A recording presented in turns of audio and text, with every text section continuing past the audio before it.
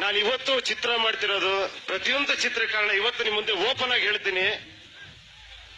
ಸಿನಿಮಾದಲ್ಲಿ ನಿಜವಾಗ್ಲು ಇಷ್ಟೊತ್ತಿಗೆ ನಾನು ಏನೋ ವೆಲ್ ಸೆಟಲ್ಡ್ ಅಂದ್ರೆ ಏನು, ನನಗೇನು ಯೋಚನೆ ಇಲ್ಲ. ಓಕೆ, ಆರಾಮಾಗಿ ಬದುಕಬಹುದು, ಊಟ ತಿಂಡಿಗೆ ಯೋಚನೆ ಇಲ್ಲ. ನನಗೆ ಸ್ಟ್ರಗಲ್ ಬೇಕಾಗಿಲ್ಲ. ಯಾಕೆ ಒತ್ತಲಾಡಬೇಕು, 3 ತಿಂಗಳು 6 ತಿಂಗಳು ಕೂತ್ಕೊಂಡು ಡೇ ಅಂಡ್ ನೈಟ್ ಸ್ಕ್ರಿಪ್ಟ್ ಮಾಡಿ ಯಾಕೆ ಒತ್ತಲಾಡಬೇಕು ಅಂತೆಲ್ಲ ಅನ್ಸುತ್ತೆ.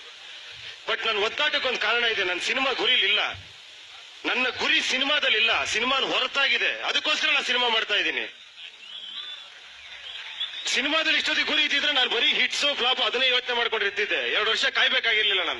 ನನ್ನ ಪ್ರತಿ ಚಿತ್ರದಲ್ಲಿ ಏನೋ ಹೇಳ್ಬೇಕು ಅಂತ ಇಷ್ಟಪಡ್ತೀನಿ, ಪ್ರತಿ ಚಿತ್ರದಲ್ಲಿ ಏನೋ ಮಾಡ್ಬೇಕು ಅಂತ ಇಷ್ಟಪಡ್ತೀನಿ. ಅದರಿಂದ ಏನೋ ಒಂದು ದಾರಿ ಹುಡುಕ್ತಾ ಇದ್ದೀನಿ ನಾನು.